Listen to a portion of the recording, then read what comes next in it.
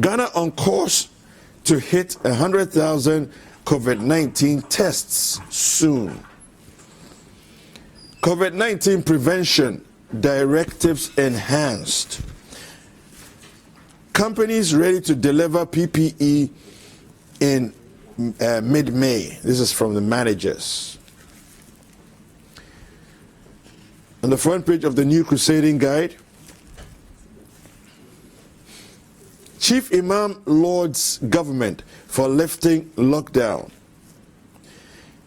GHS reported test results not duplicates. This is from Noguchi. Government allays fears over efficiency of Unipass. Says new system has proven track record. COVID-19, Ghana will not record 3 million cases. Dr. Insia Asari to WHO. Front page of the Ghanaian Times. Lifting of partial lockdown.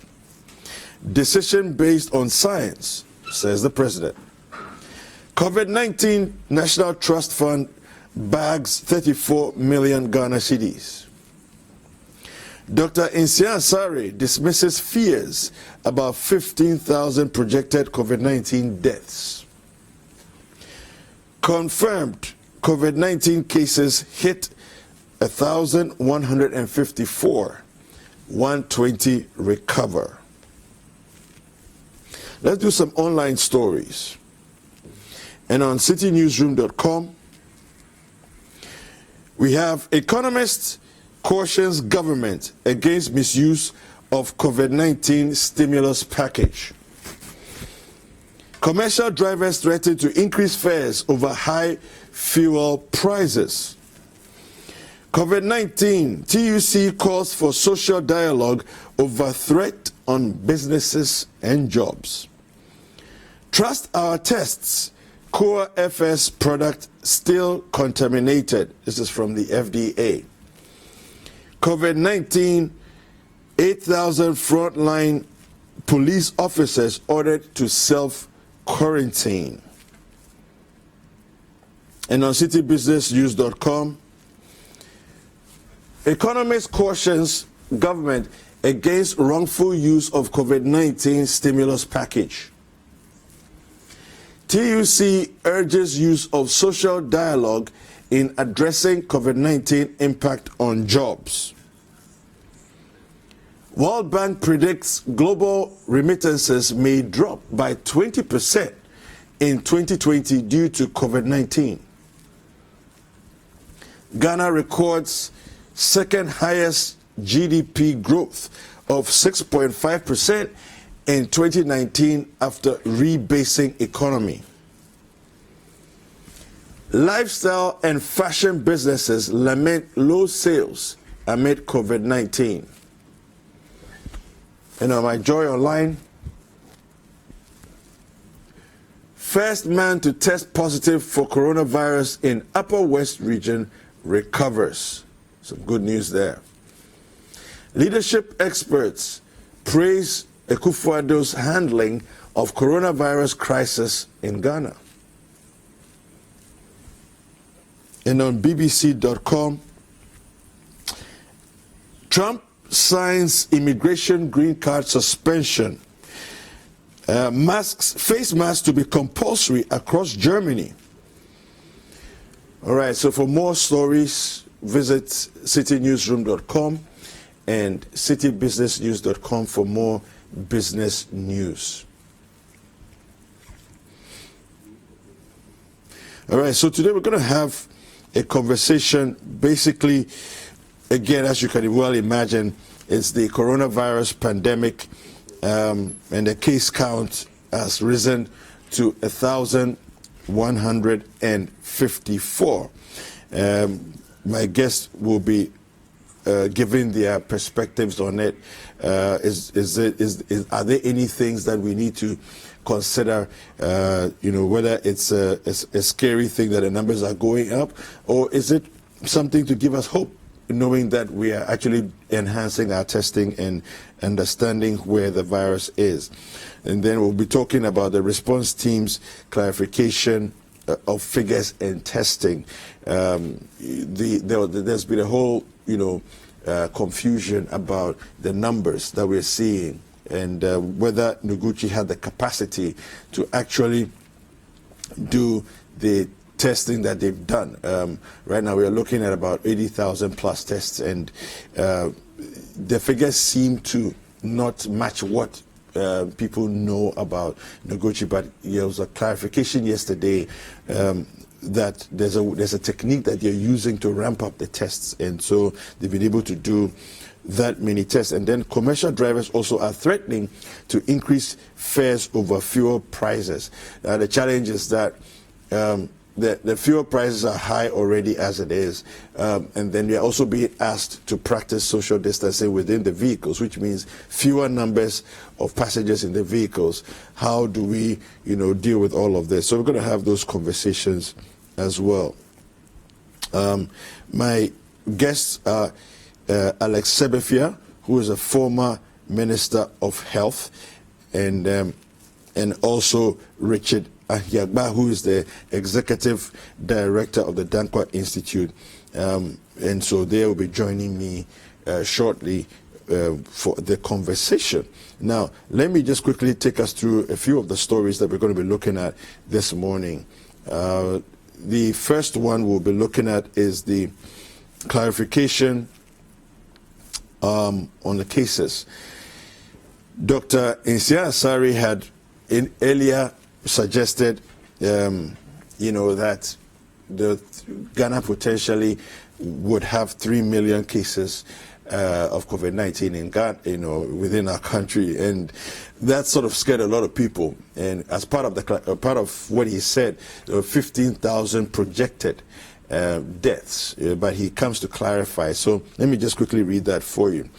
Dr. Insia Asari claims, this is on citynewsroom.com, claims on projected 3 million cases in Ghana. Special advisor to the President on Health, Dr. Anthony Insia Asari, has clarified his earlier assertion that some 3 million Ghanaians are likely to contract the novel coronavirus. I just want to make it very short that it's not true that Ghana will have 3 million people infected before we reach the peak. It's not true. We will never see that, because as we speak, the number of deaths in the country is 9. If you calculate it among the percentage of the number of people who are infected, it's 0.7. So it's nowhere near 5%.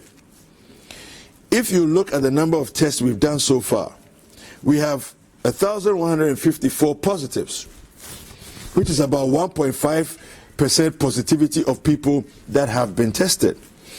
And even if you look at the negative range, that's about 98.5%. So we will never get near the WHO hypothesis, he insisted. Dr. Insia Asari, former Director General of the Ghana Health Service, has been quoted as saying a model generated for coronavirus infections in Ghana projects that 10% of the population is likely to test positive. Speaking to Accra-based Joy News, Dr. Asari reportedly said that out of the 10% projected infections, majority of the cases are likely to be asymptomatic. We expect that 10% of the population may be infected, and out of the 10% of the population, 80% may not show any signs or symptoms at all. And 5% of them will be very ill. That is the projection, he said. But speaking at the special COVID-19 press briefing on Accra today, that's yesterday, Wednesday, April 22nd, Dr. Asari said his assertion was taken out of context. I gave a hypothesis that WHO put out, which is based on the population of the country, and said that if Ghana stays without doing anything at all, that is what will happen to us as a country. 10% of the population being infected, 20 getting sick, and about 5% getting seriously, very seriously ill. But I said this is not the case in Africa.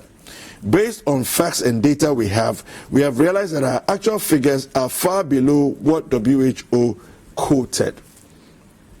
And it's because we've put together a lot of things in place. We put a lot of things in place to prevent the spread, he noted.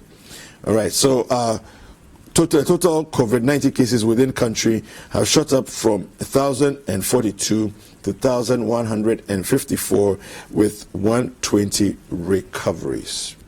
All right. So let me give you the second story there.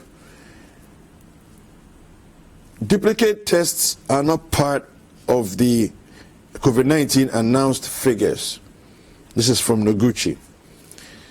The Noguchi Memorial Institute for Medical Research has clarified that the novel coronavirus test results made public are from unique cases. Noguchi's head of virology, this is Professor William Ampofo, addressed the issue after some contentions and conflicting comments from some government officials on whether the data on testing made public included duplicate tests.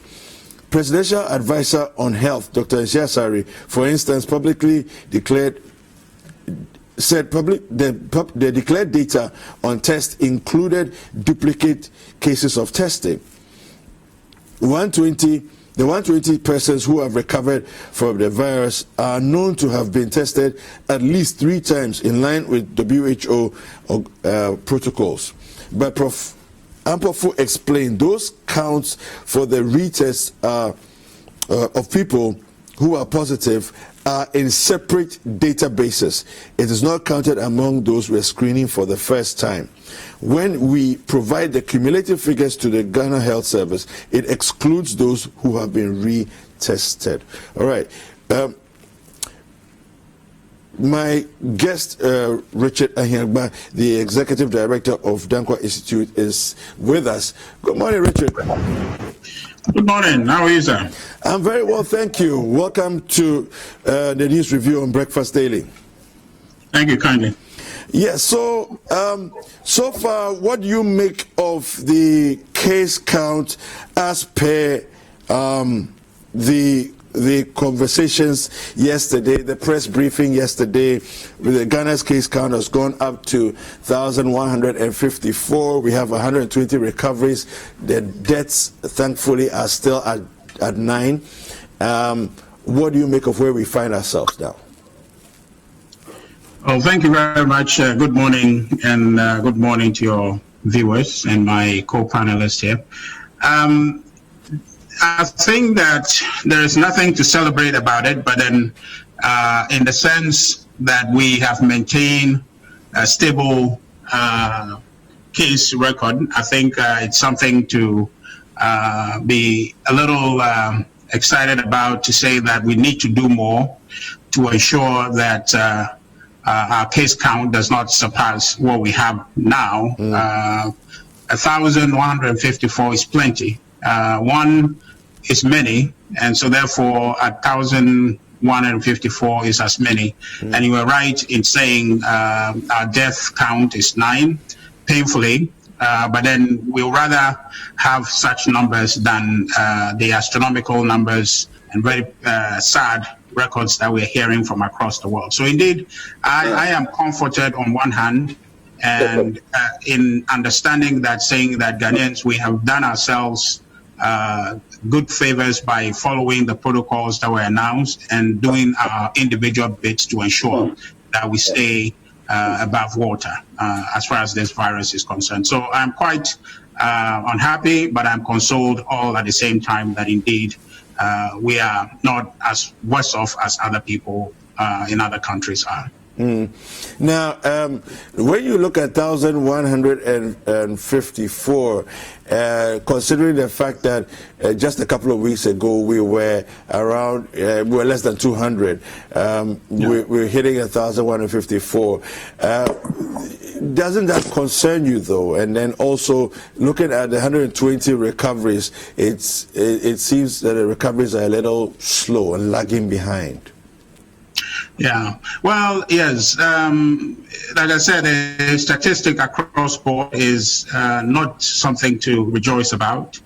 In fact, the coming into our country of this virus is nothing to be happy about. So I'm as concerned as you are to say that the increase or the infection of any Ghanaian is problematic for me.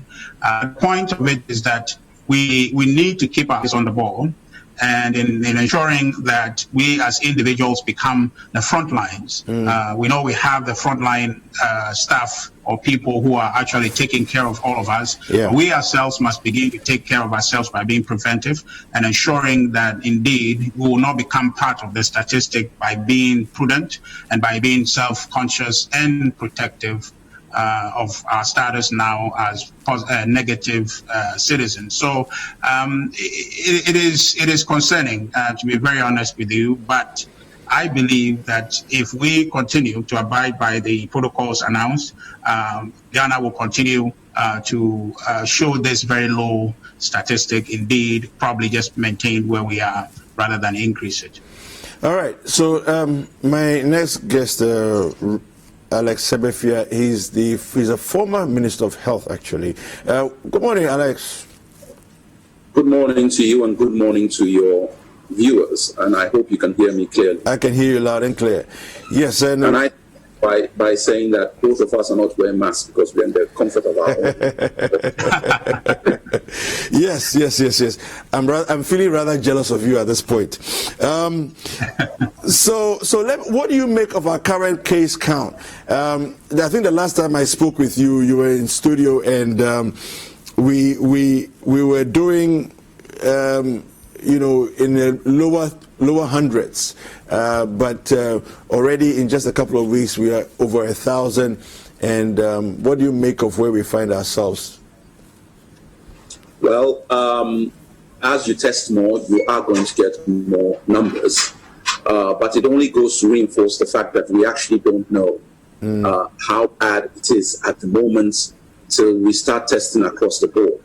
More importantly, we are beginning to get some cases in the regions, and it always starts small, but it has the potential for exponential growth, and therefore it's important that we keep our position or our eyes on the ball very clearly. And if not, with the lifting of the lockdown, we have really the potential for further spread, and that is a real concern. The enhanced testing is good. We have to be a little bit more proactive and chase the virus, as government seems to be saying. But for a while now, we've been reactive as opposed to proactive, and that doesn't help the situation. I remember when I was in the studio last, I said to you and your colleagues that we should be wearing masks. And my colleague then was a doctor, and he was of the view that he didn't see that it helped, and all kind of statistics and things were being thrown. But here we are today, and the directive from government, even though it's not an order or it's not mandatory, is that we should be wearing masks. Countries are now moving towards that direction, and we always seem to delay in actually doing what needs to be done. And so we do the right thing, but a little bit late. And when we do that, then it makes the problem more difficult to deal with. But yes, there are concerns with the numbers that we have. I listened to the explanation given yesterday and about pooling and in terms of the way the tests are done, in terms of the figures. Can I say from the onset that we want to help government, but government must help us. And either the figures are not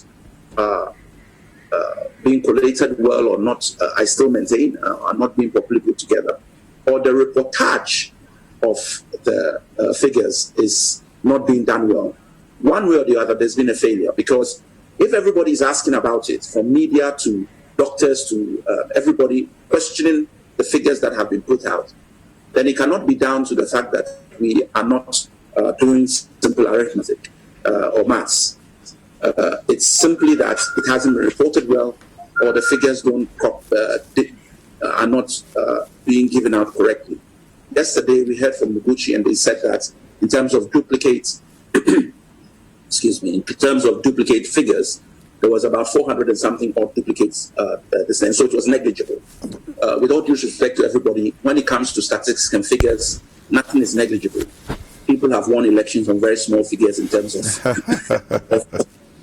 what is considered as negligible figures. People who, I remember an election calculated NPP, NDC without calculating the smaller parties, got their percentages wrong. It led into a second round in a particular election. So you have to know that every little figure matters. So you give it to us and let us draw the conclusions. In any event, the 400 and something duplicates that were contested needs to be broken down and explained to us which 400, because all the people who came off the plane and were quarantined had a minimum of 2 tests. Yeah. All of them.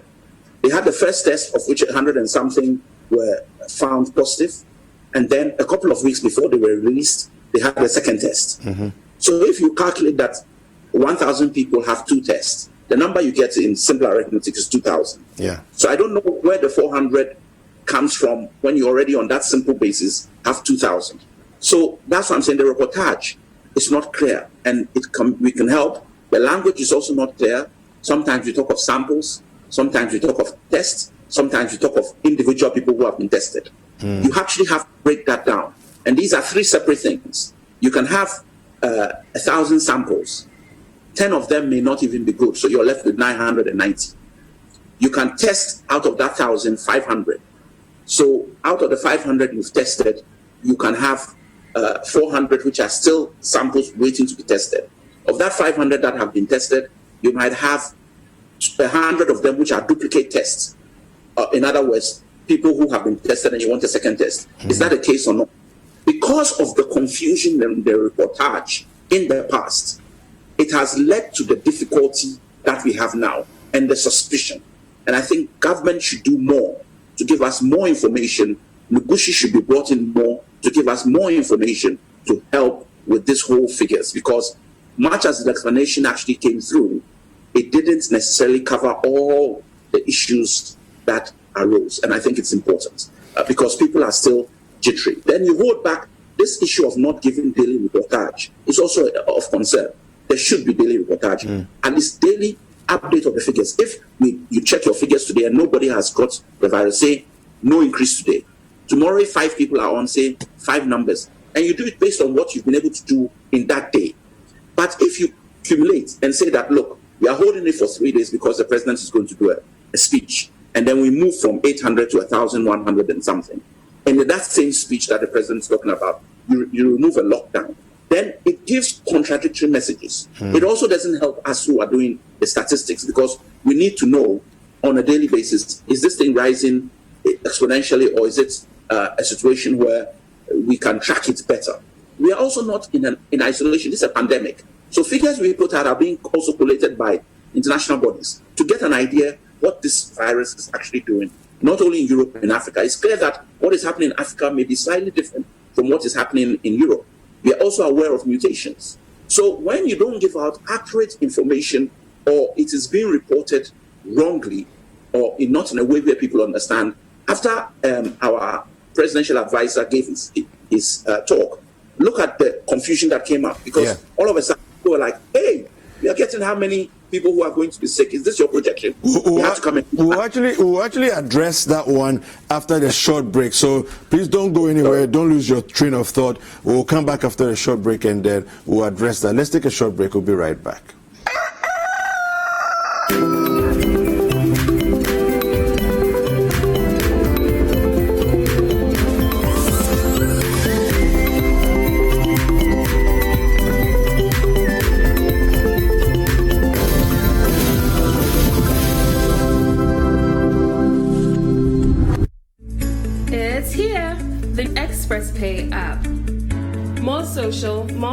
more services.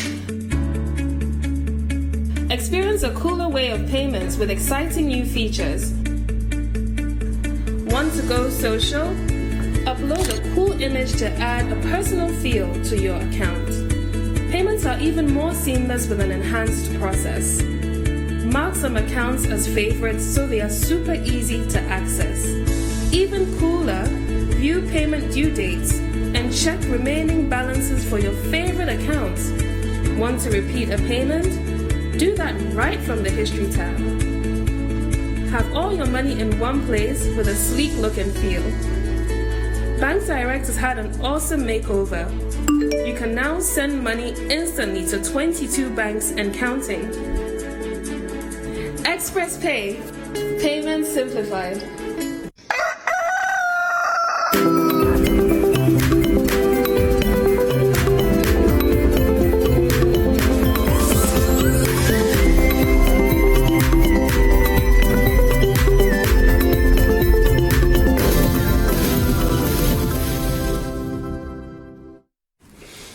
All right, welcome back.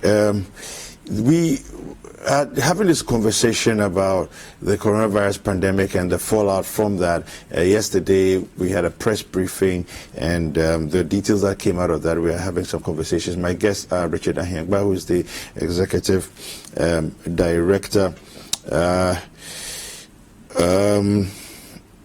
He's the Executive Director of the Dankwa Institute, and then also with Alex Sabathia, who's a former Minister of Health. Now, there's a couple of messages that you sent in.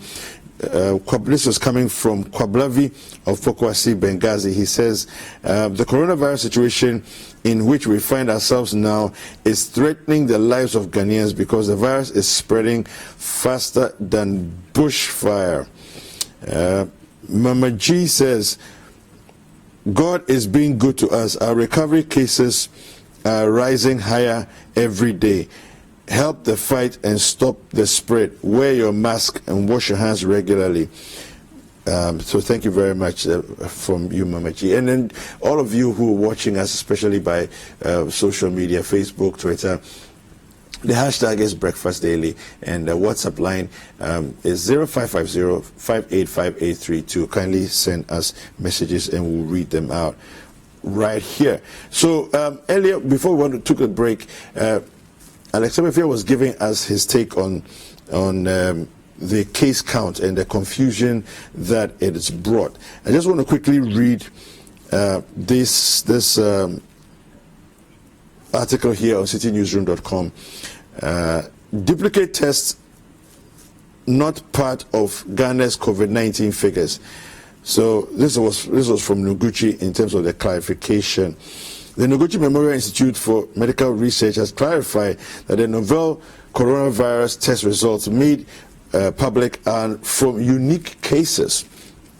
Noguchi's head of virology, Professor William Ampofo, addressed the issue after some contentious and conflicting comments from some government officials on whether the data on testing made public included duplicate tests.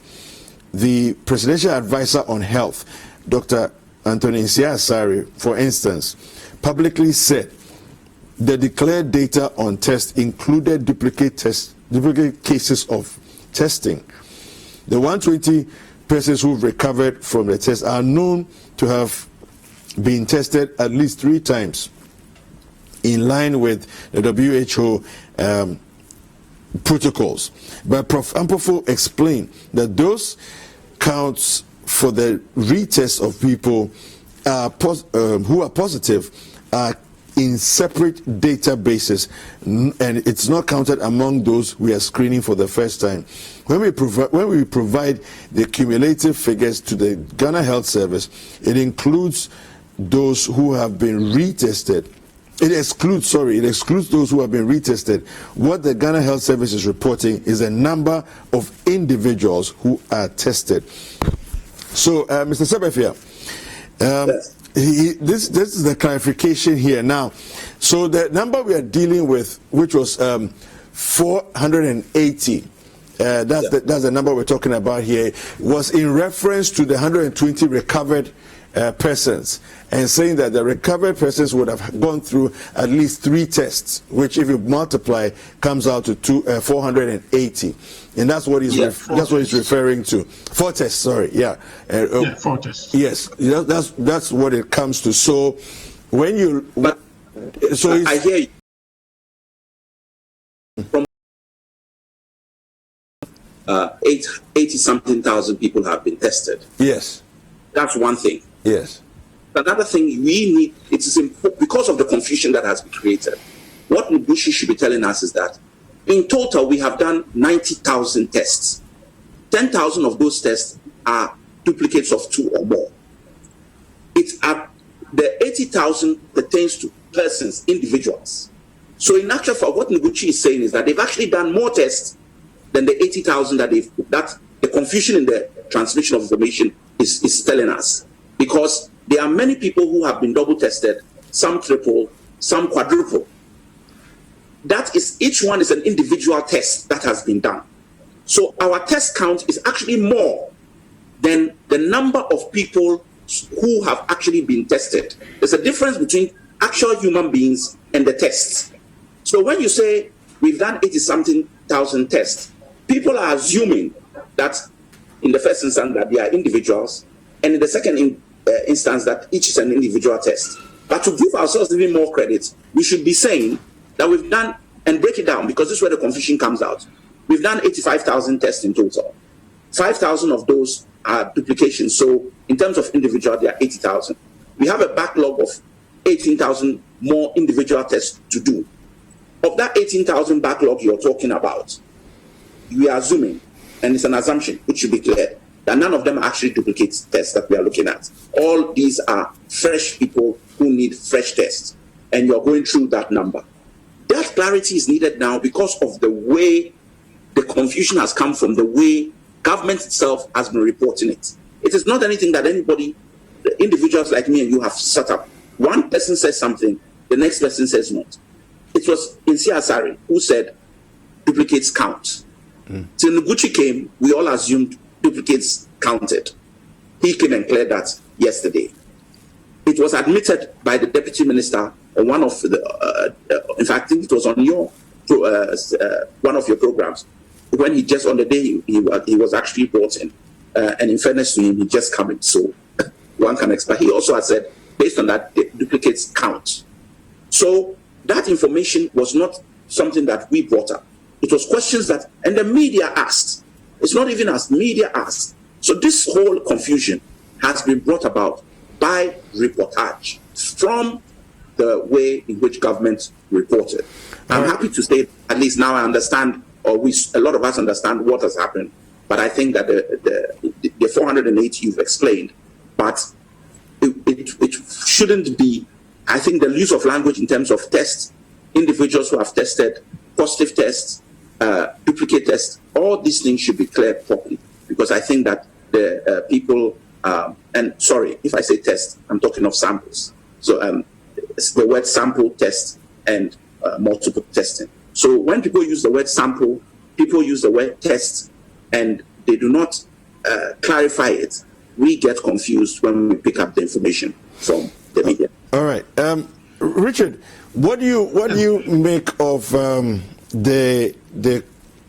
shouldn't government communication be streamlined in such a way to avoid the unnecessary confusion that has happened? Well, yeah, I think the communication is as streamlined as will be, but then the information that we are receiving, we should know that there are people who are doing the tests and collating and reporting that to Ghana Health Service, and they are forwarding that to the appropriate quarters and then report it to us. And so therefore, if the source, there's a confusion in translating or transmitting the document, and the source agency is come to clarify it, I think that that's where clarification comes from, and that's where the issue resolves itself. I agree with my senior brother talking about we need clarity, and so that has been provided. And I guess that where we stand now is to move forward. It talks about confusion, and I have no confusion at all in understanding that our case count, in terms of statistics, we're looking quite okay. 120 people have recovered. There's no confusion about that. We know the total number of people who are in critical condition, whilst it's painful to see, but it's a small number compared to the total population that has been tested to be positive. So there's no confusion about the essential matter. Now, the other issue that appears to have generated some confusion is the statistics, which is something that we want to talk about and oftentimes look very sophisticated and as if something needs to be done that is not being done. The key thing is that lives are what we're talking about. Statistics is one thing. Long after this, the statistics will be debated, will be analyzed, meanings will be read into it, and projections that were made by WHO and other agencies will be discussed. But right now, let's talk in terms of people. Let's talk in terms of human beings, and that there is no confusion. That gracefully is only about 9 people who have departed us painfully, and that statistics is clear. In terms of good news, how many people who have been infected and have recovered is about 120, increased recently by some 21. And so that there is no confusion and it's clear. I like to talk about it in terms of people. And I think it's about 1,000, little over 1,000 people who are in stable condition, about 2,022 or so people are in mandatory quarantine in their homes and they are getting well. So let's focus on that and not split heads over statistics at this present time, because if you do so, we'll lose sight of what matters, which is doing all we can. And my senior brother here, given his experience in government, I think we can discuss ideas or suggestions as to how we can together protect individuals, protect lives, and ensure that the livelihoods of people are also protected, because that is the other part of the discussion that we need to have beyond saving the lives of people. The livelihoods of people must also be factored into the conversation. So let's spend our time to focus on that. As far as the statistics, as yesterday, when I hear the explanation from source, there couldn't be any contradiction about what they have said, because they did a test, they compiled it and transferred. And so if they say this is what they have done, I'm at home. Now, I agree with the conversation that we need to do more testing. Something government has committed to and building capacities across board to do enhanced surveillance testing and everything across the board to ensure. I think, is it today or yesterday, I heard in Kumasi, the authorities there are trying to do random testing amongst drivers, market women. These are things that we should spend our time, ideas to push. The statistics, when they come in, the appropriate quarters would clarify them, but let's focus on generating ideas that will keep Ghanaians safe. And if we do that, once the virus situation is done, we can spend all the time we have to discuss the statistics and who miscommunicated or who haven't, and who is supposed to do the test and who haven't. But I think for now, let's really focus on trying to get people safe. And if we do that, I think we'll be in a better shape.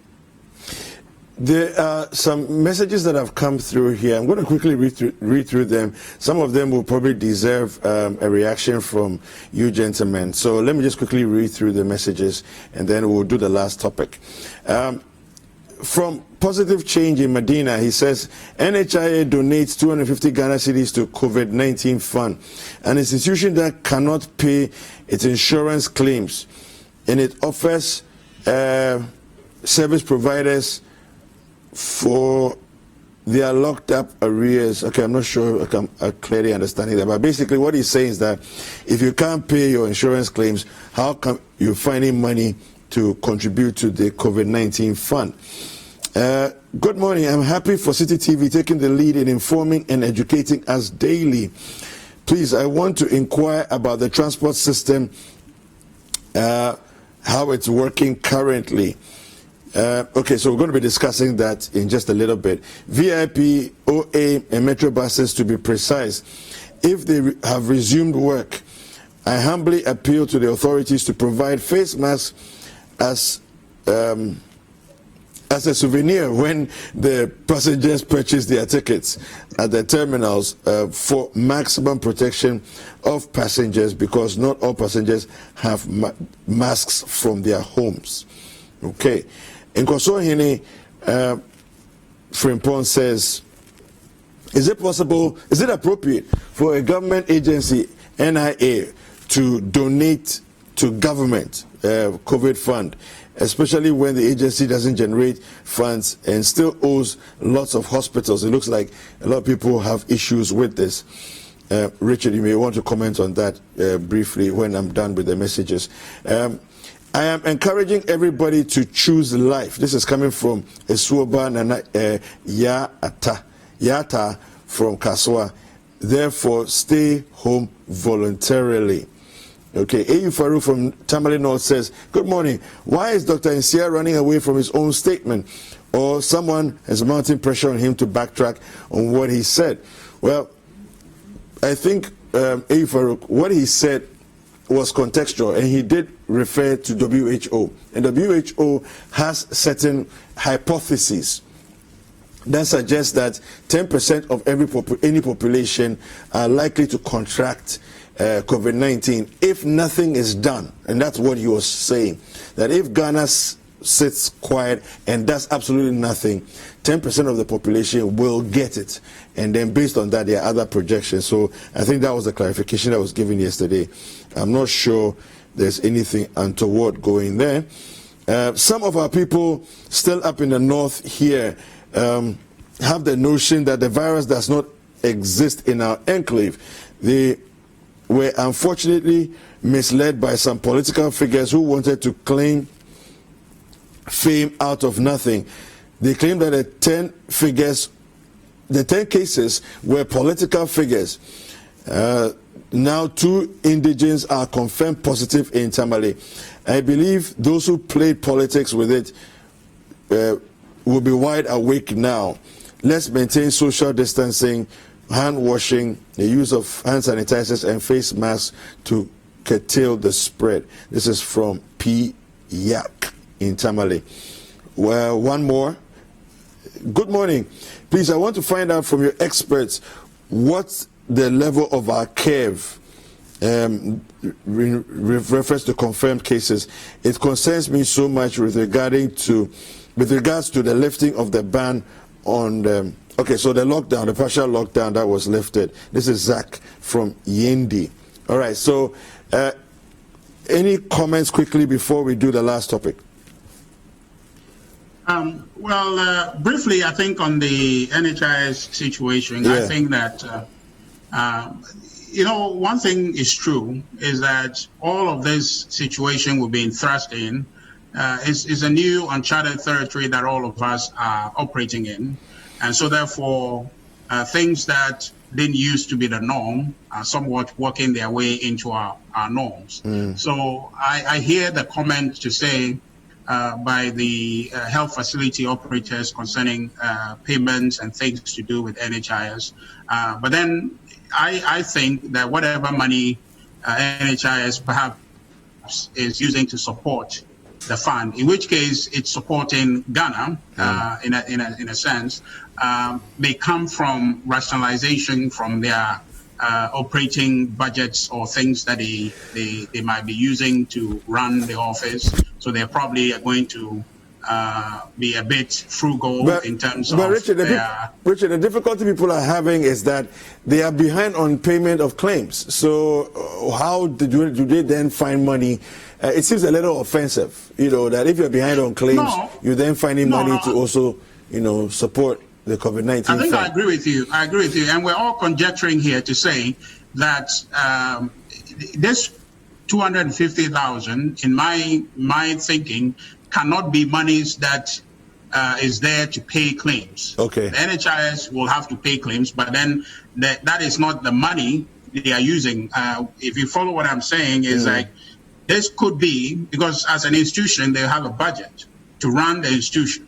So this could be from rationalization from their operating fund to say that because COVID-19 is critical, because COVID-19, the fight is to support Ghana and to protect and prioritize human life in Ghana. We too at NHIS will rationalize our expenditure, certain things that we think we can do without, we'll cut them and ensure we generate money. Because that is what is being done across board, so we can generate income to be able to confront this virus and how we defeat it. So my thinking is that this money is coming from there, but it's not more or less premiums that is collected and supposed to be forwarded to health facility operators that is being brought to support the fight here. So I am very sensitive to the call, and then I think that NHIS should get on the job and try to do what it must do to keep those health facilities afloat. But let's not get to the point where we're thinking that they are using monies that is supposed to be paid to health facilities to support government. It may come from a different source, which is internal, and I think that is to a worthy cause. Let's see the two as related. All right, let me quickly, Alex, I don't know if you have anything to say. Well, I disagree with the use of that. I know it's the judgment call. I listened to the gentleman from NHIA, and he made it clear that this was funding from a separate source in terms of what they could use money for. But in terms of judgment call, I think it's a bad judgment call. If you are in the health sector already, all the funds should be going to help the health sector. And the National Health Insurance is part of the health sector. They do not need to be contributing to this fund, because actually all the contributions that are coming are to help in the health sector, of which the National Health Insurance is part. More importantly, they look at the issues from a national perspective. And if they even had spare cash, in my humble opinion, and they wanted to use money to help anyone, they should have used or channeled that money towards the meningitis outbreak, which is up in the north, and see how best they could actually assist government to deal with that, because we have 40 deaths there already from the meningitis outbreak. And we have 9 deaths from COVID. So yes, COVID is a national thing. It has caused a lockdown, but in terms of lives lost, as my colleague has intimated, if they were going to have even any spare money, being a national institution, they could have done it quietly. No need for this thing to help see how they could channel funds towards helping the health sector to deal with the meningitis outbreak. Because life doesn't stop just because of COVID. Unfortunately, people have got other ailments and other issues. And it has left, once again, a bitter taste in some people's mouths because of the amount, 250,000. And for some providers who may need 50,000 to break even or whatever, there was always going to be noise. So I don't think it should have been done at this stage. Even if it was going to be done, they could have waited a bit, to see what other funding had gone into the fund that could assist.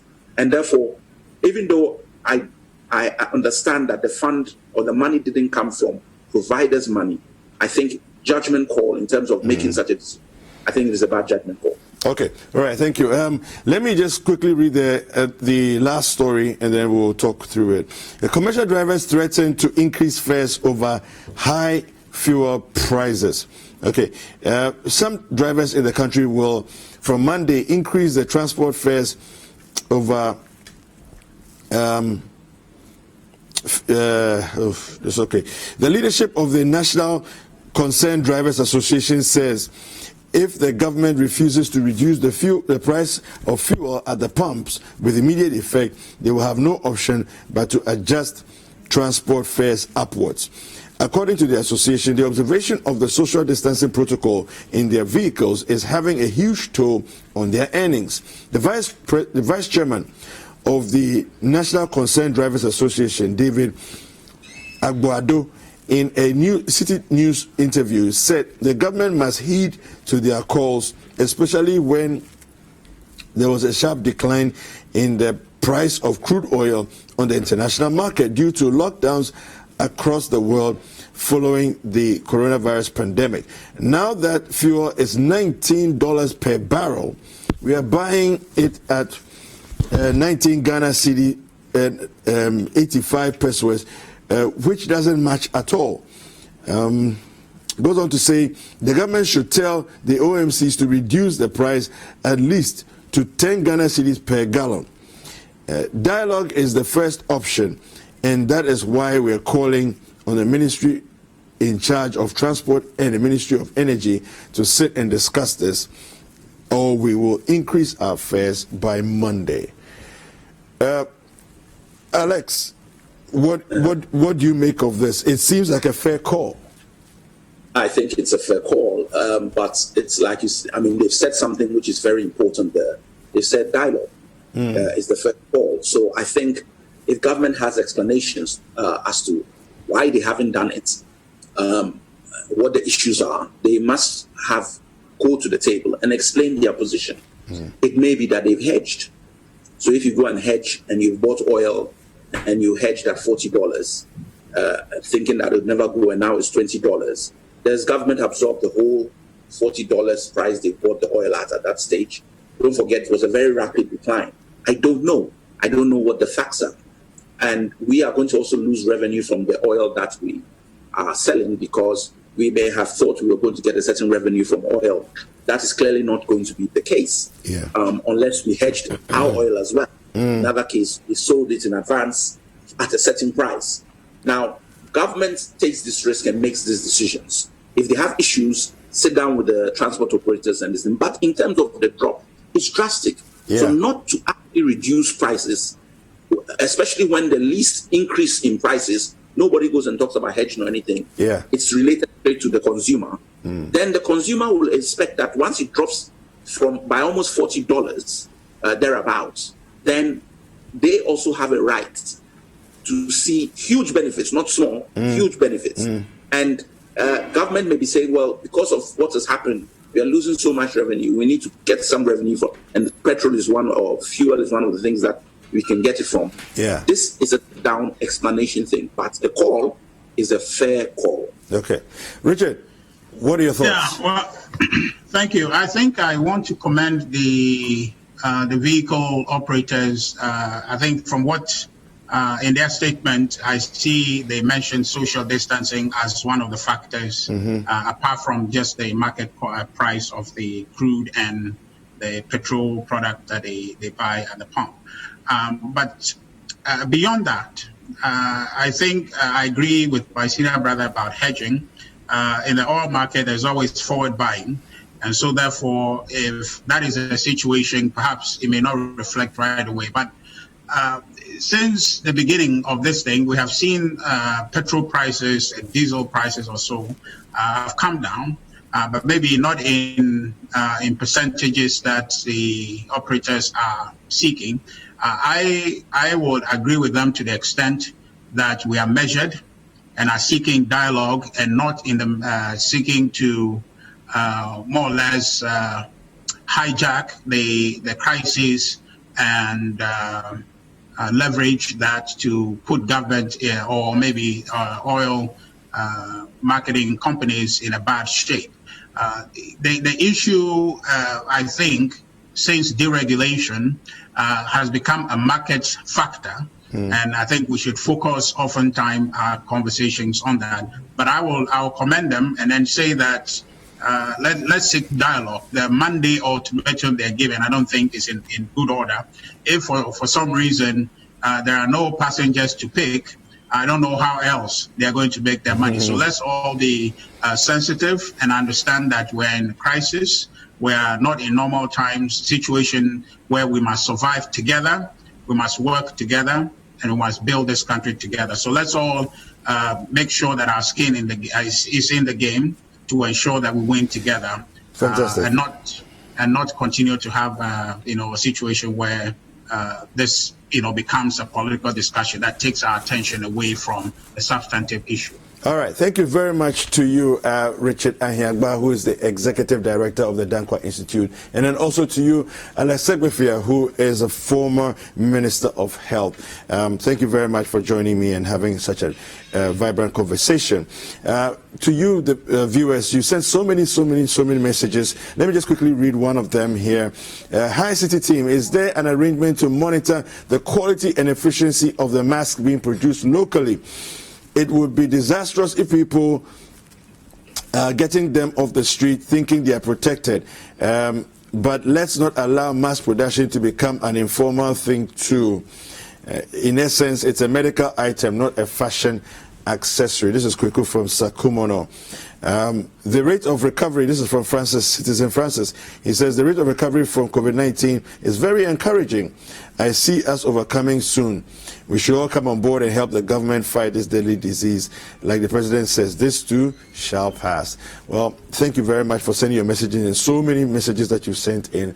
We're grateful to you. Keep the messages coming. We're going to come back with the next segment and do some very interesting interviews. Don't go anywhere. We'll be right back.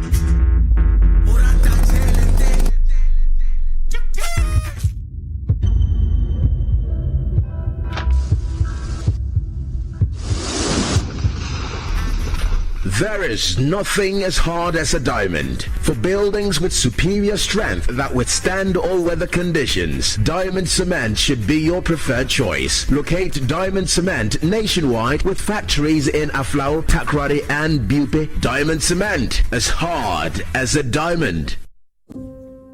Ghana is a beautiful country.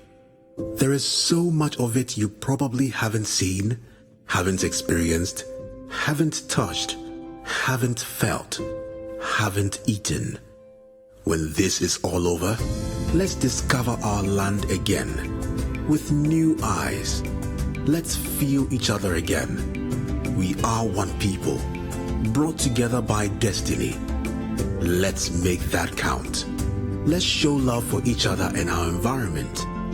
Let's tell our stories, and let's watch and listen to our stories. There will be so much to tell. Ghana is a truly beautiful country. Be Ghana, stay in Ghana, experience Ghana, make Ghana great. And we will invite the world to come and experience Ghana too. But for now, stay home. Brought to you by the National Film Authority. Supports the Stay Home and Discover Ghana Later campaign. This channel supports the campaign.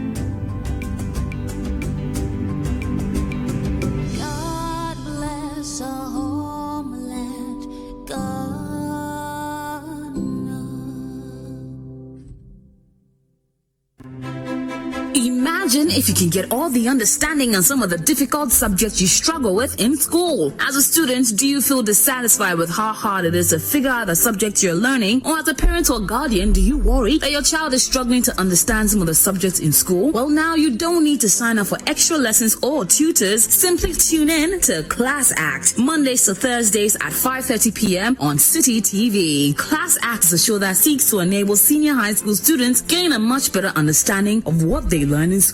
All you need is a TV, a chair, your notebook, and your pen. Get clarity on subjects such as maths, English, IT, and science. Class Act airs every Monday to Thursday at 5:30 p.m. on City TV on DSTV channel 363 and GoTV channel 182. Don't forget your pens, pencils, and your notebooks and tune in to Class Act, only on City TV.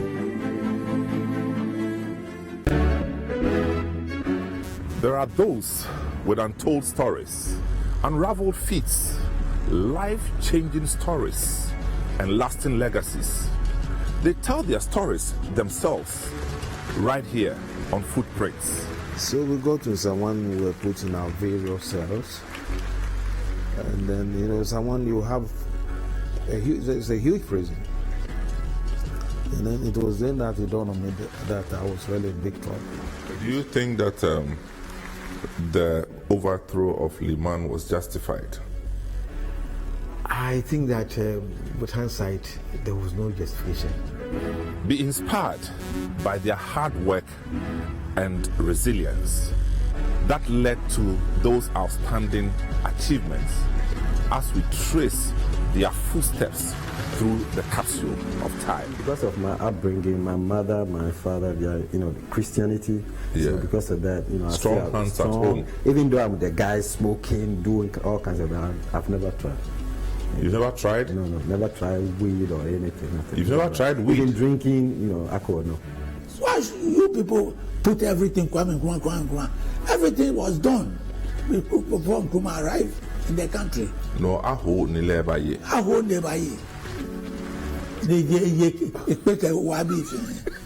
So join me, Samuel Atamensa, and my guests every Saturday at 9 a.m. and Sundays at 4 p.m. only on City TV. Footprint is sponsored by Bethel Logistics Company Limited, experts in shipping logistics.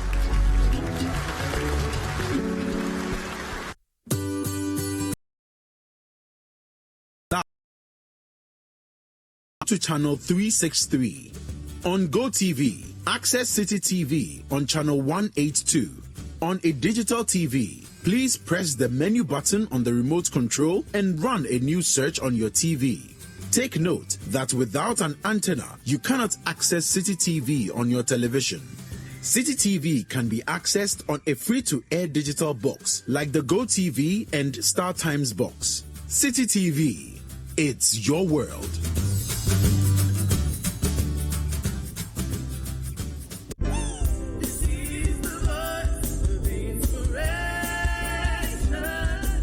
It's inspiration. It's the word.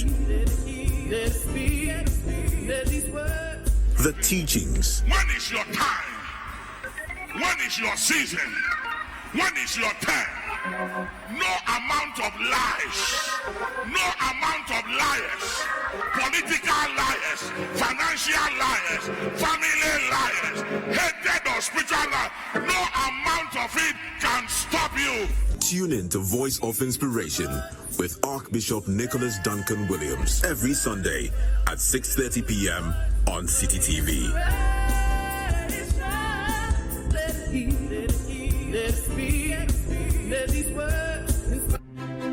Imagine if you can get all the understanding on some of the difficult subjects you struggle with in school. As a student, do you feel dissatisfied with how hard it is to figure out a subject you're learning? Or as a parent or guardian, do you worry that your child is struggling to understand some of the subjects in school? Well, now you don't need to sign up for extra lessons or tutors. Simply tune in to Class Act, Mondays to Thursdays at 5:30 p.m. on City TV. Class Act is a show that seeks to enable senior high school students gain a much better understanding of what they learn in school.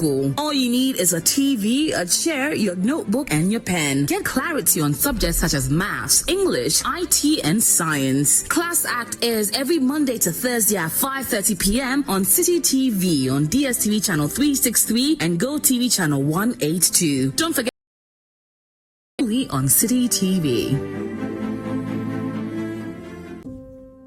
Ghana is a beautiful country. There is so much of it you probably haven't seen, haven't experienced, haven't touched, haven't felt, haven't eaten. When this is all over, let's discover our land again with new eyes. Let's feel each other again. We are one people, brought together by destiny. Let's make that count. Let's show love for each other and our environment. Let's tell our stories, and let's watch and listen to our stories. there will be so much to tell. Ghana is a truly beautiful country. Be Ghana, stay in Ghana, experience Ghana, make Ghana great. And we will invite the world to come and experience Ghana too. But for now, stay home. Brought to you by the National Film Authority. Supports the Stay Home and Discover Ghana Later campaign. This channel supports the campaign. God bless our homeland, Ghana.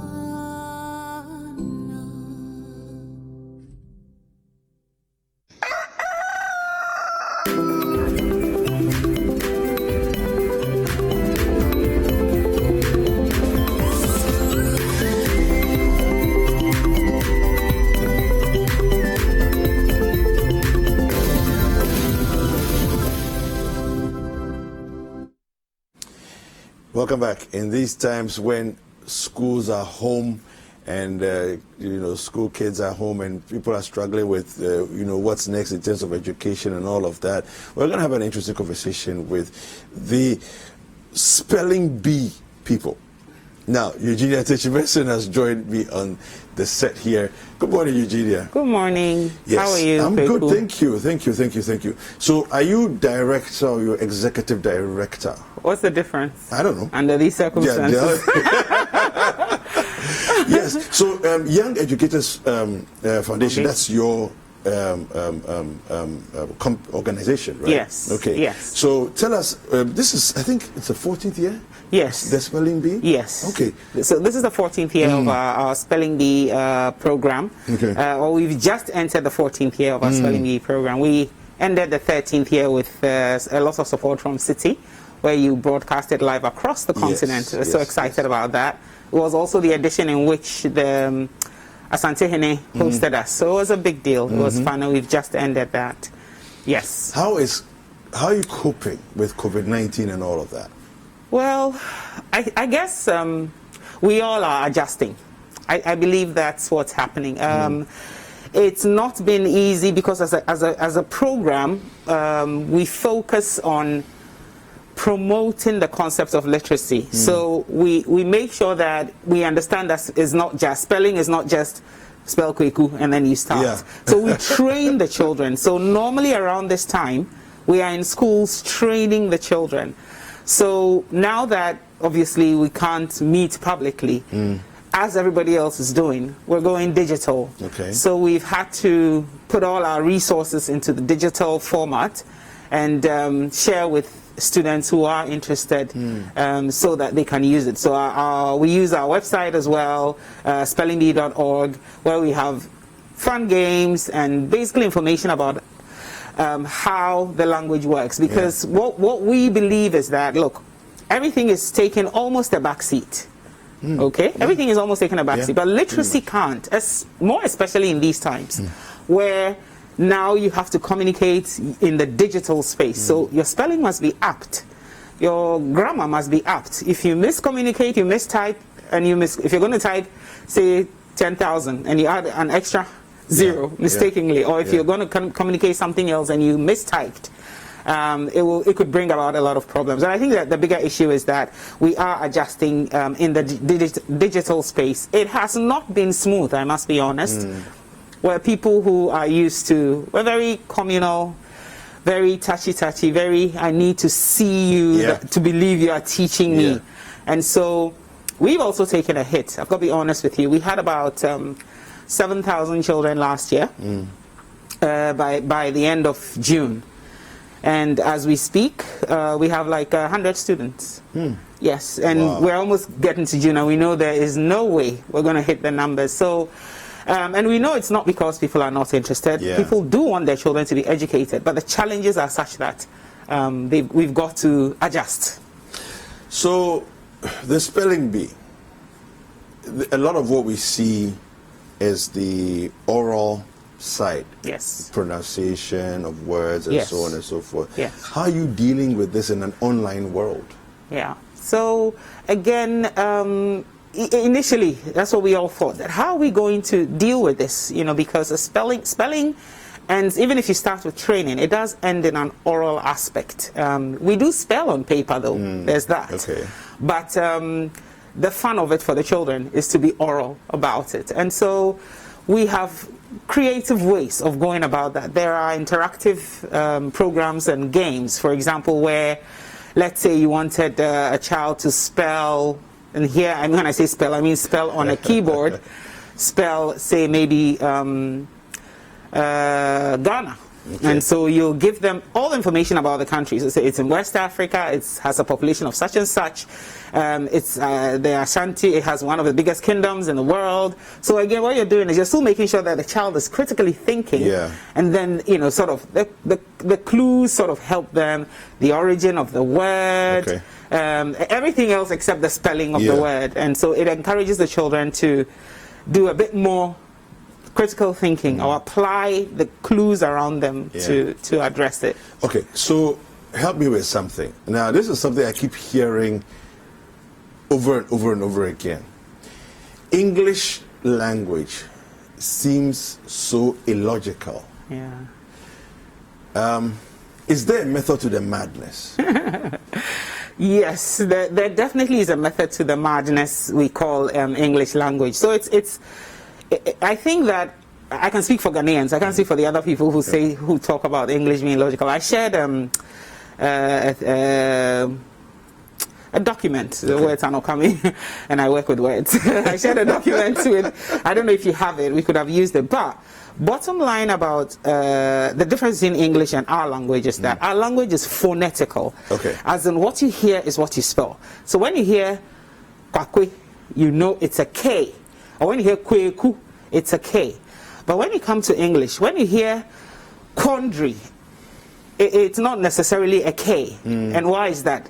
So now we go into the fact that the language is borrowed from other languages. Okay. So depending on where the word comes from determines how it should be spelt. And I tend to want to use my favorite Greek, where in the Greek alphabet, the F sound is spelled with a PH. Yeah. So the pharmacies, the philosophies, which are spelled with a PH, actually have an F sound, but have an F sound, are from Greek. The reason even phonetic. Even phonetic. Even more so. And the reason it's important to understand this is that obviously it avoids mistakes. It gives the child knowledge as a foundation, so you understand why it behaves this way, so that if someone who's not been through a program or been exposed, I think the point is about exposure. You're not exposed to this information, that you would probably wonder, but why is phone spelled with an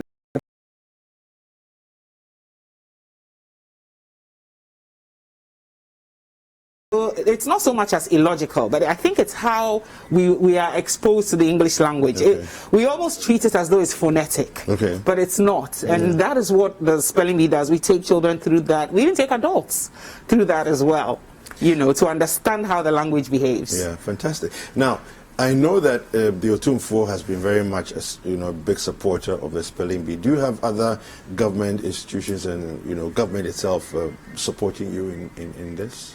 So we work with the Ghana Education Service, because we work with government schools, and it's we tend not to reach out to government agencies, because we really know they're already burdened, and we want to be part of the solution. So when we fall on organizations which are government agencies to support us, it's more to do with logistics. Okay. So we want to work with children, so mobilize the children, sort of thing. And whilst you raise that, I want to quickly speak about what we are doing. We at the Spelling Bee have decided to do this year, as a way of us giving back as well. We can only give what we have. What we have is knowledge about language, and so what we are going to do this year is we operate in 5 key markets in Ghana. Okay. So we're going to work with government schools this year. We're going to sponsor government schools to participate in the program this year, because we believe they'll be the hardest hit in this challenge we're facing. The reason is that a lot of them don't have access to technology. If they do, it's limited. And so how are they going to keep their literacy levels even keep it at where it was, if it doesn't get worse.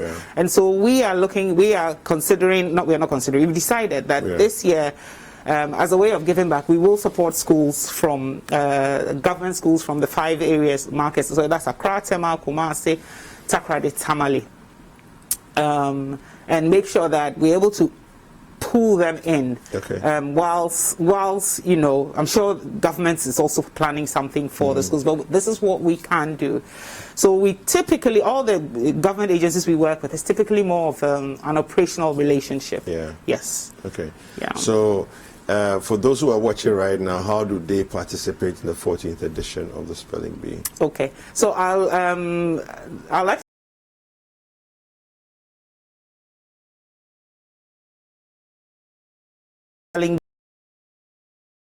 in February. The winner was from Al Hassan Banzaba School. She's called Nadia Mashoud. First ever from Tamale to win. It was a big deal. She's been hosted by the vice president and all that.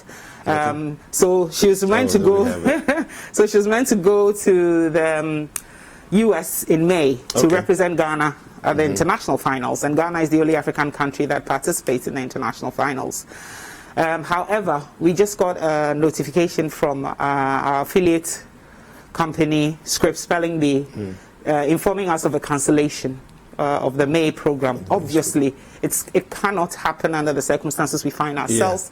Travel is not going to be anytime soon. May is about less than 8 weeks away, and so sadly, it will mean that Nadia will not be able to go this year. We've been in talks with them since the outbreak of the disease, so we've been able to manage her expectations, and we're working together with her family to see how best we can make this year even more memorable for her. It's been one of the best years, so we're looking to do that. But for the 14th, moving on to the 14th edition, it starts next Friday. And if you could go to our website, spellingbee.org, there's a link there, you click on it, you want to participate in it, just leave your details there and we'll come back to you. Super. Sounds exciting. Do you want to give us a sneak peek as to what you'll be doing with this year's winner? You mean to be winner to be? No. Winner just happened. The winner just happened. We're still talking. We have a couple of things up our sleeves. And this will not be the best place to break the news. But we know that it's going to be memorable for her. We know we're definitely going to ensure. For us, the focus is the child. And we're happy that the minute the news, the pandemic broke, we started engaging her to understand that it could be a possibility. This was in March. It could be a possibility.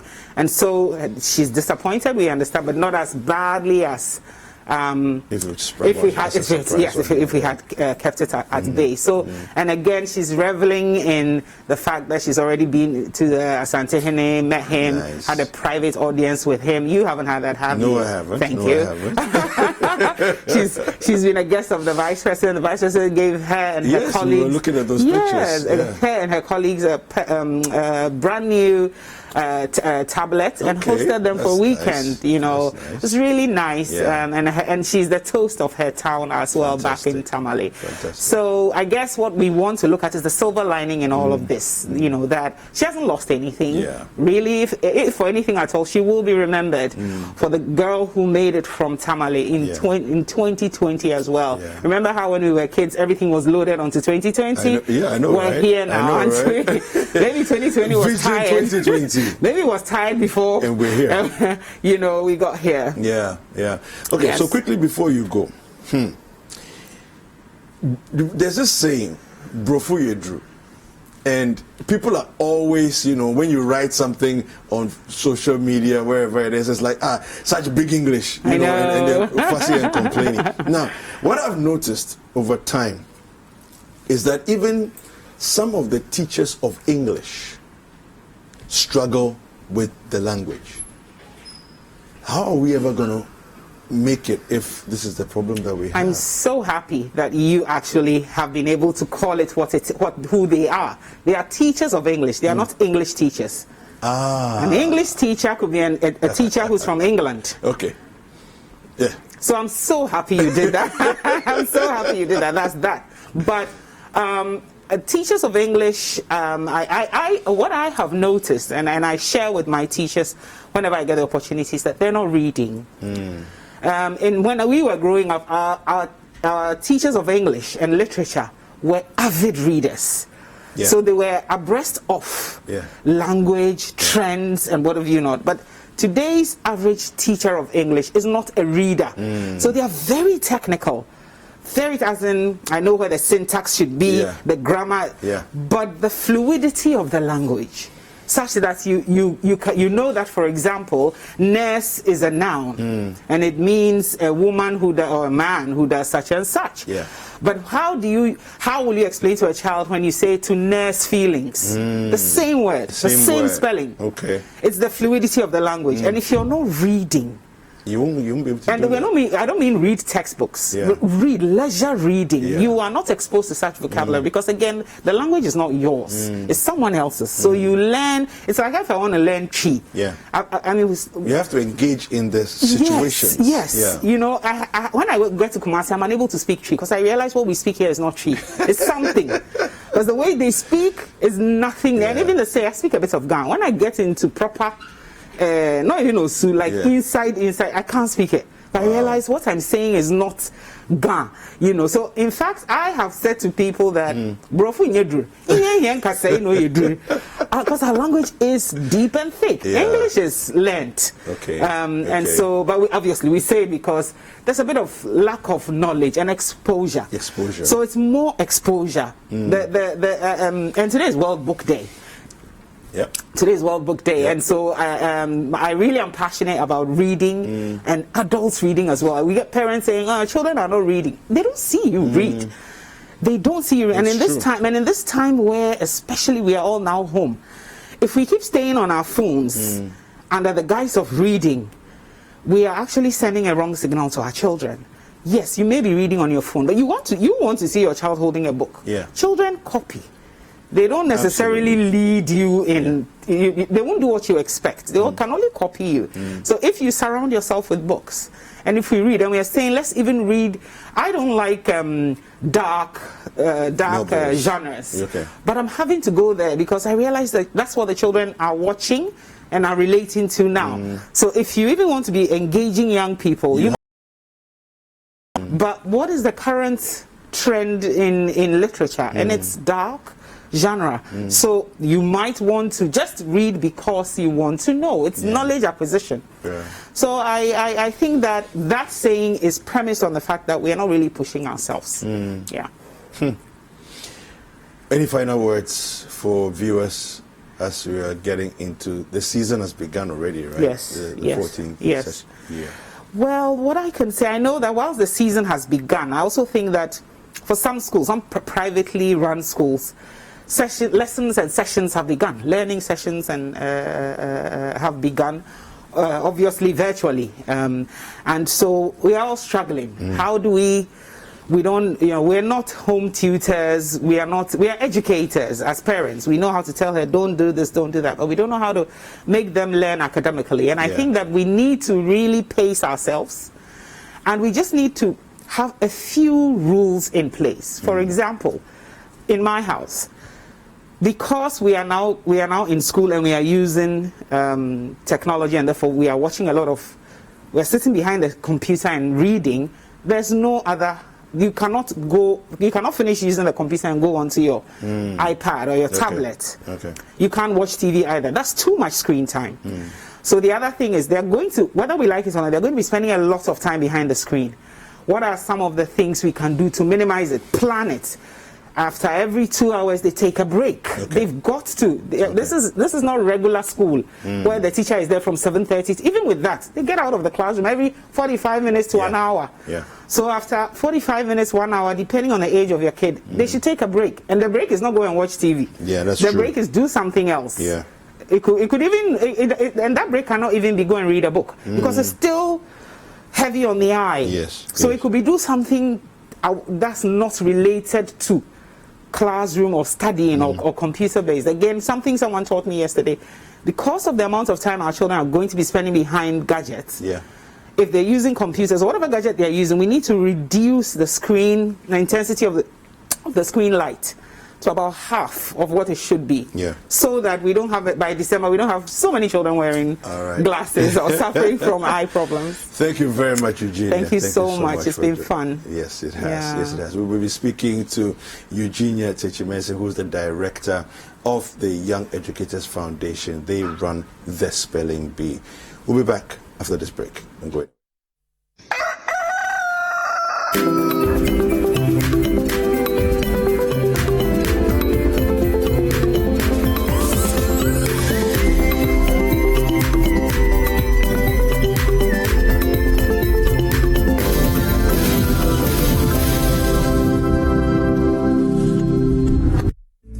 It's here, the Express Pay app.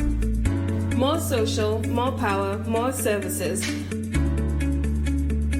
Experience a cooler way of payments with exciting new features.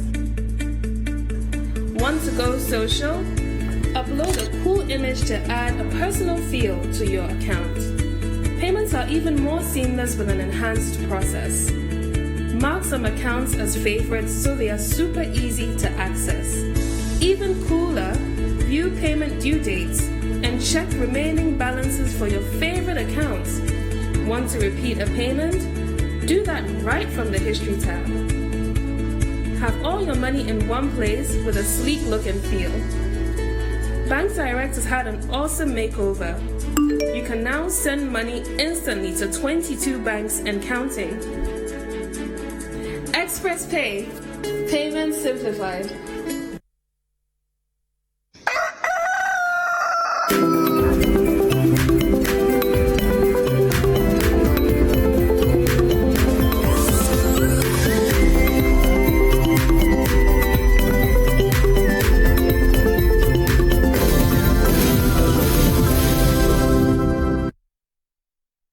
Welcome back. This is still Breakfast Daily on CCTV. Thank you so much for staying with us. Now we'll be talking about the Samira Baumia Literature Prize and how you can all participate.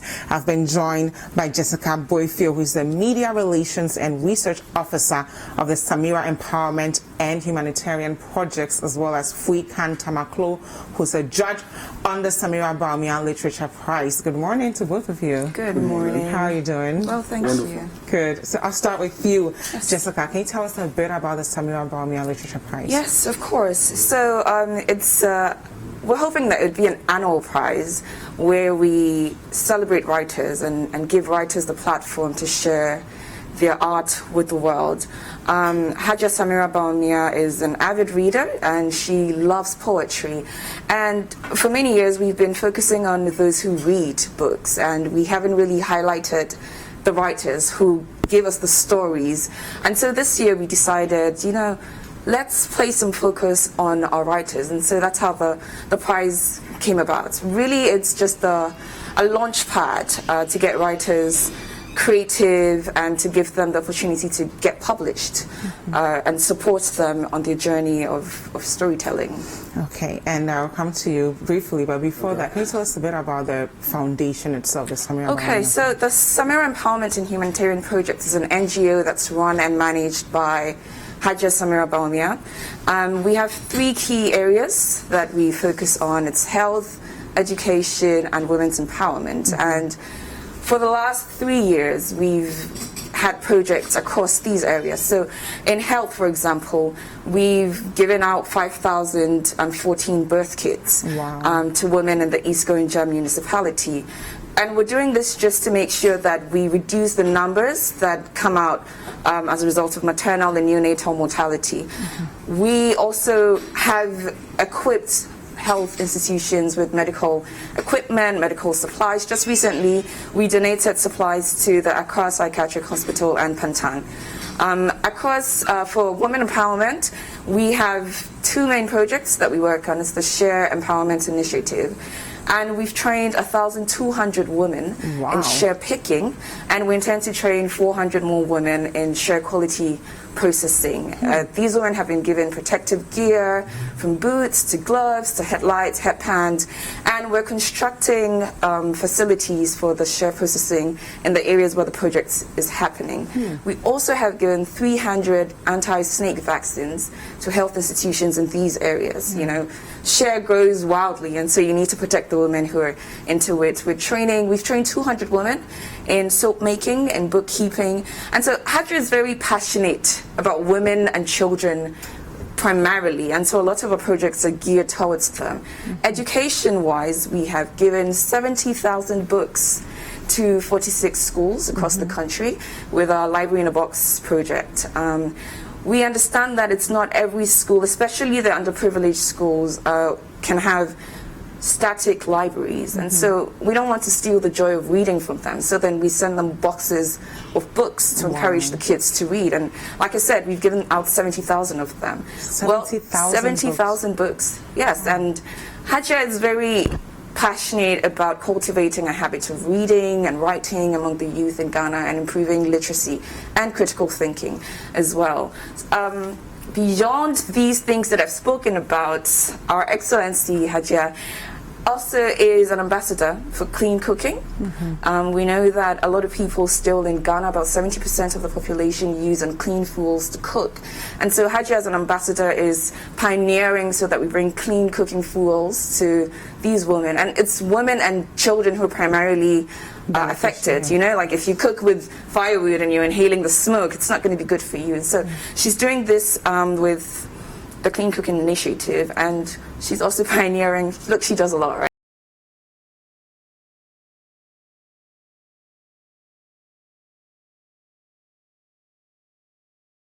For us to begin telling our stories and encouraging one another to begin writing. We know that words really are the fabric of society. It's through stories that you get to understand the people. It's through stories that you see through various lenses and you understand various perspectives. And we've seen that we've had our stories, especially African stories, told to us from people who are not African, people who don't live here, who don't live this experience that we have.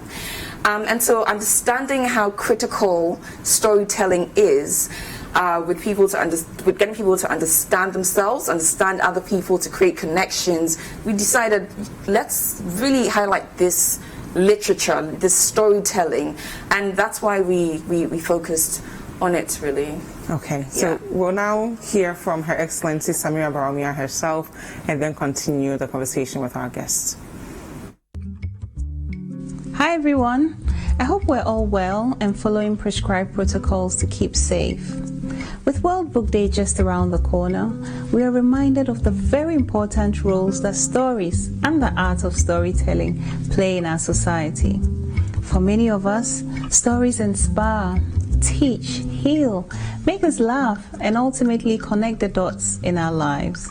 That's why I want to celebrate those amongst us who use writing as a means of self-expression through the Samira Bawumia Literature Prize. From the 23rd of April to the 8th of May 2020, simply submit your poems, short fiction, and non-fiction pieces at sbawumia.org for an opportunity to get published and win other cool prizes.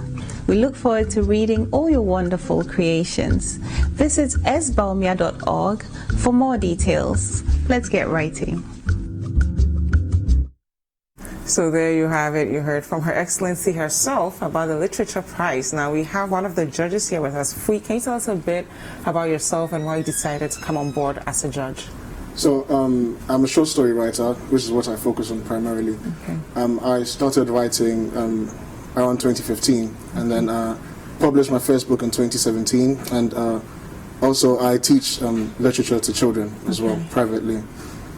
Now the reason why I wanted to be a part of this was actually I was approached, and I thought it was fantastic because we don't have a lot of literary awards in Ghana, and it's not easy to break in the writing industry, and one of the ways through which we can do that as people is through award schemes and being published via being shortlisted.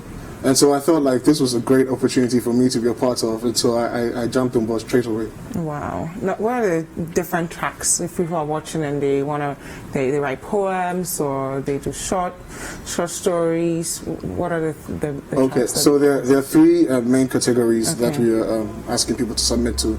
There's the short story, fiction short stories, and there's nonfiction, which are basically essays or articles, and then there's poetry. And so you can submit to any one of them depending on what you're comfortable writing. And what would they be judged on? So us judges are going to judge on three main things. There's presentation. So as much as possible, you have to make sure your work comes out clearly, you express yourself properly. No grammatical errors. You're not trying to, have a work extra, like, do some extra work. Exactly. Edit your work before you send it. Also, we are going to judge on content. So, is your voice original? Are you bringing something new to the table? And then thirdly, you're going to judge on innovation. So you're looking at the themes and stuff like that. Is there anything new that you're going to add to the genre that you're going to write under? You understand? Okay. Jessica, back to you. Is there a general theme that you're giving the writers to write on? Yes, there is. We're asking writers to write on everyday Ghanaian.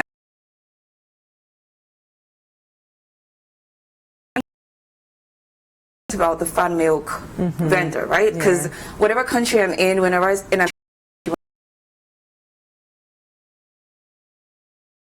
about give me enough shittle, like shit is always like oil to them, but then these are things that I think are truly Ghanaian, and anything that makes you remember Ghana, write on it. Okay, and when can people officially start submitting their pieces? How long should it be? And all the juicy details. Okay, so then submissions for entries are open today. Nice. Today. Officially today, you can submit your entries. So it's right there on our screens. Yeah, and the deadline is the 8th of May. Okay. So you have that entire period, 12 midnight, 8th of May. Okay. You have enough time to write. Just about 2 weeks, actually. Yes, 2 weeks. Nice. So that's a more very than enough good time. More than enough time, and you shouldn't write more than 3,000 words, really. Please just keep it within 3,000 words, because then it makes it more succinct, and then we get the full gist of what you want to say. Is there an age range we're looking at? What are the prizes to be won? No, the prizes are so juicy, eh? So the age range is between 15 to 25. Okay. Because, like I said, we like to focus on the younger people. So 15 to 25. The prizes, if you have the best work in each category, so if you submit, now you can only submit one entry, so you can't write for all three categories. You choose a category and then submit one entry, and that's it. Okay. So if your work is the best in poetry, for example, you stand the chance of winning 5,000 Ghana cedis. Wow. You get a brand new laptop. Nice. You get published, and then there's the opportunity for you to share your work on all channels, so radio, TV, digital channels, you have all of that. And of course, we'll be here to interview the winners. Oh, yes. We're grateful for that. But if you're not in the top one and you place within 2nd to 10th in each category, you also get 2,000 Ghana cedis, and then you get published in an anthology. So, nice. So there you have it. That's the website. It's officially open for you to submit your work. Okay, so whether you are into short fiction or you are into non-fiction or poetry, proofread your work, get someone to edit it, make sure you fit all the eligibility requirements down there, and then submit it by 8th of May. Okay, that's in exactly 2 weeks.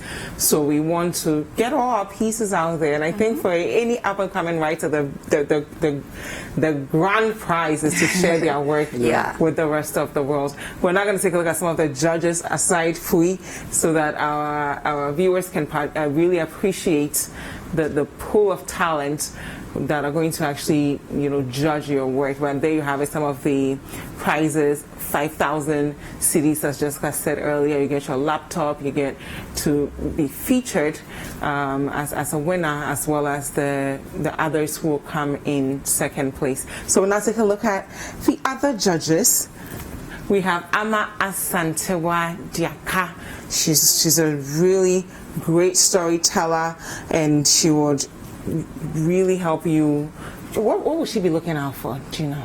So Ama Asantewa is focused mostly on poetry, but generally all the judges are going to look across board and offer contributions to every other category, but we all have our specifications. Okay, so her work is mainly on as well feminism, inequality, empathy, and mental health, right? So if you're someone who's really passionate about the state of some of the people battling mental health in our country, that's a piece that you might want to pay attention to. We have here Anyete. So really Bonchi Anyete, yeah. Bonchi Anyete. So he's actually a really good friend of mine. Interesting. Yeah. Interesting. All right, so he's a brilliant writer. I think he brought out a piece 2 years ago or so. Yeah, he has 2 books in the system. He had a book out 2 years ago. So there you have it. Jessica, any words for us, viewers who are watching may have, we also have Miss Alote as one of the judges as well. So we have a very good cohort of judges who are going to look at your work from different backgrounds, really. Well, that's me over there. He's here with us. He has his mask on, so you can really see his face. Now you can see my face clearly. And I like the gender balance as well. We have, 2 women, 2 men from different backgrounds who are going to be looking at the pieces that will be submitted. So, Jessica, any words for our viewers about the importance of literature and us writing our stories? Well, what can I say? There's no better way to tell your story than to actually tell it. Yeah. People can look in from the outside and there are always going to be pieces that are missing. But when you own your narrative,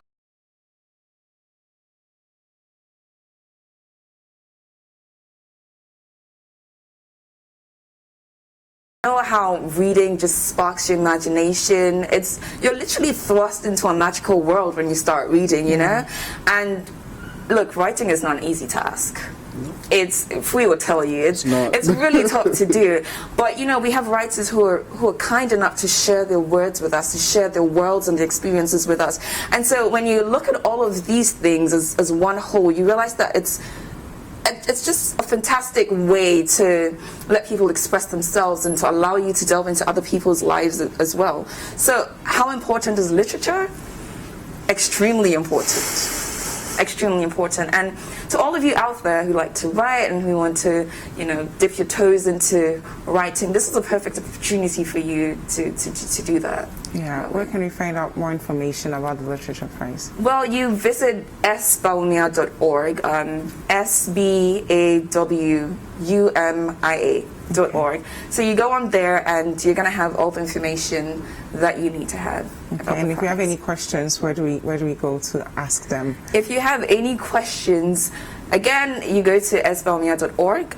When you scroll down that website, you're going to see that there's a part where you get to put in your queries.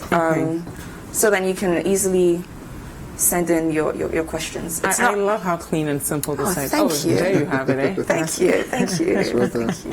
Any last words for our writers who are getting excited to submit their pieces? To be honest, I wish I had an opportunity like this when I started writing. He's trying to enter this competition and we banned him. So I hope people understand the importance of this and take the opportunity. You don't have to feel too confident in your work. Writers don't like to submit unless you're 100% sure it's a good. No, send. You never know what might happen. For any tips for us? Proofread. Okay. Proofread and as much as possible try to tell an original story and stick to the theme, because that's one of the important things of what we're going to look at. So yeah, I mean, basically that's it. Write, submit. That's the important part. Submit. Submit. Yeah. And then that's it. Yeah. Thank you so much, Jessica. Thank you. Thank you For having us. And thank you at home for staying. So there you have it, right? It's the Samira Baumia Literature Prize. We can't always continue to read what other people are writing. We also have to add our authentic voices to the stories that are out there. The entries are officially open. You can go in there. You can start free writing today, right? Just free write anything that comes to mind, and then tomorrow look at it, clean it up. By Monday you are done, but you have 2 weeks. The deadline is the 8th of May. So let us all tell a friend to tell a friend. 18 to 25. Don't go change your age because of the competition. We beg you. They're going to do their checks, okay? And you don't want to come out a winner, and then you don't want to get so sorry. The age bracket is 15 to 25. So if you fall under any that range, just submit your pieces. We're going to take a look at our entertainment highlights and then continue the show.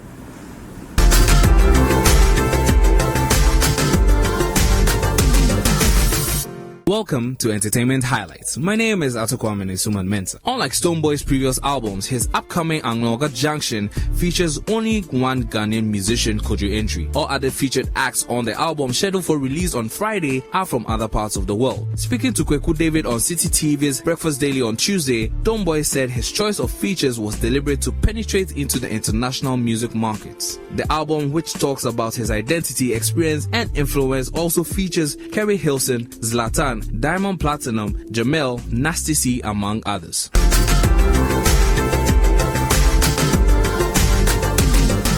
Rapper Sabathia pleads with the President Nana Akufo-Addo to open Ghana's borders for at least a day or two to allow citizens who are stuck outside the country due to the coronavirus pandemic to return to the country. Sabathia took to Twitter to praise the President's efforts towards the fight against the pandemic and put his request forward.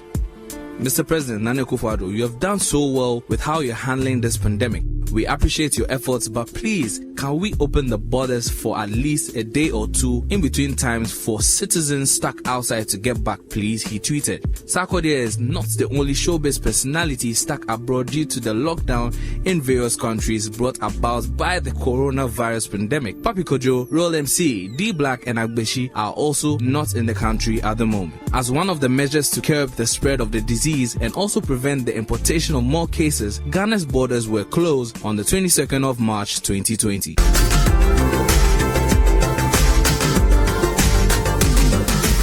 Richard Quest, host of CNN's Quest Means Business, has tested positive for the novel coronavirus. Quest disclosed the news on his Twitter handle, stating he was showing just few symptoms of the viral disease. I have caught the virus. I am blessed in that I have few symptoms, just a cough. I am saving my prayers and thoughts for those less fortunate. Stay in and protect lives, he tweeted. Fellow CNN anchors Chris Kumo, who just released a video of his official re-entry from his quarantine, and Brooklyn Bodwell have also tested positive for the virus. And that's all for entertainment highlights for Breakfast Daily.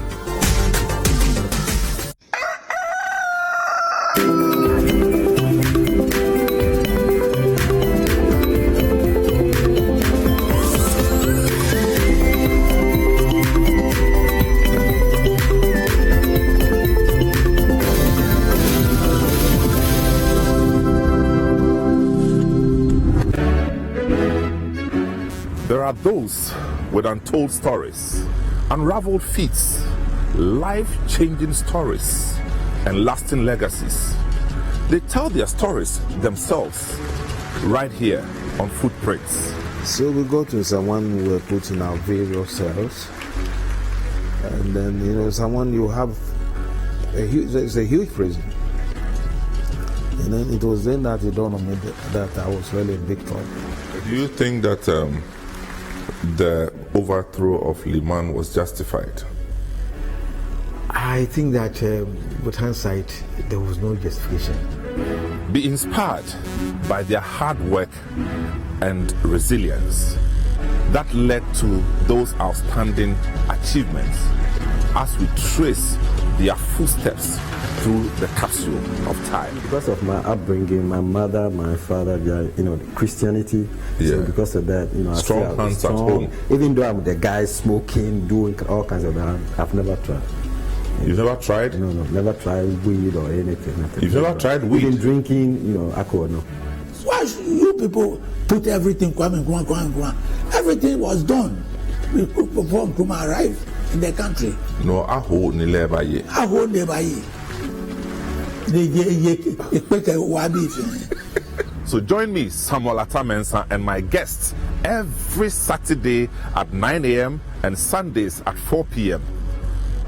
only on City TV. Footprint is sponsored by Bethel Logistics Company Limited, experts in shipping logistics. Ghana is a beautiful country. There is so much of it you probably haven't seen, haven't experienced, haven't touched, haven't felt, haven't eaten. When this is all over, let's discover our land again with new eyes. Let's feel each other again. We are one people, brought together by destiny. Let's make that count. Let's show love for each other and our environment. Let's tell our stories, and let's watch and listen to our stories. There will be so much to tell. Ghana is a truly beautiful country. Be Ghana, stay in Ghana, experience Ghana, make Ghana great. And we will invite the world to come and experience Ghana too. But for now, stay home. Brought to you by the National Film Authority. Supports the Stay Home and Discover Ghana Later campaign. This channel supports the campaign.